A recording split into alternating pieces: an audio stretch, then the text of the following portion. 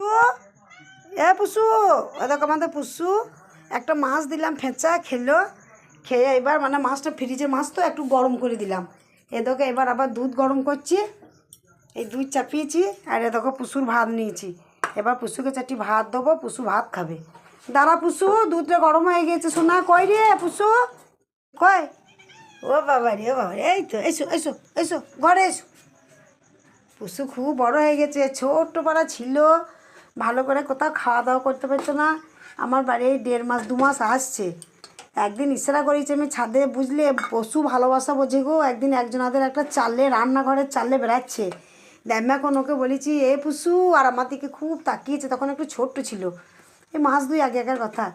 আমি ইশারা করে হাতে করে এরকম করে ডেকেছি, এরকম করে ডেকেছি, আর সঙ্গে সঙ্গে বলে আমার পায়ের কাছে এসে দাঁড়িয়ে পড়েছে। সেই যে ওর সঙ্গে আমার একটা ভালোবাসা হয়ে গেল। আমি যখনই ভাত খাই মনে ভাবি পুষু এলো না, পুষু কিন্তু ঠিক রেডি চলে আসে। তা আমি চিন্তা করে দেখি পশুরা কিন্তু ভালোবাসা বোঝে। তাই দেখো সেই থেকে দুপুরবেলায় আসবে, ভাত খাবে, রাত্রে খাবে। আবার মাছ ধরলে খুব খুশি, আমাদের পুকুরে তো মাছ ধরে। ওকে মাছ কেটে কেটে গরম জল করে একটু সিদ্ধ করে দিই। আমার বৌদি, আমাদের বাড়িতে ওখানে অনেকগুলো বিড়াল আছে, তো বৌদি বলে কাঁচা মাছ দিও, মানে ফ্রিজ থেকে মাছ সঙ্গে সঙ্গে ঠান্ডা মাছ দিও না, ওদের শরীরে ক্ষতি হয়। তার জন্য মাছ গরম করে দিয়ে তোকে দুধ গরম করে ভাত মাখিয়ে দিলাম। এবার দেবো ভাত কটিকে। ওর একটা বাটি কিনে আনতে হবে, এই বাটিগুলো না ওকে দিলে হবে না, আমাদের ব্যবহারের বাটিগুলো। অনেকটা দুধ দেওয়া হয়ে গেছে আজকে।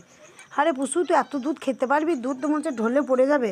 কালকে তোর একটা বাটি নিয়ে আসবো, দাঁড়া দিচ্ছি দিচ্ছি। কী করছি দেখছো, সাহসটা বেড়ে গেছে এবার।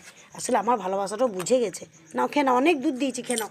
দুধ পড়ে যাচ্ছে রে, কালকে তোকে একটা ভালো বাটি কিনে দেবো তোর জন্য। এই বাটিটা দেওয়া যাবে না, এটা মানে আমাদের খাওয়া বাটি তো।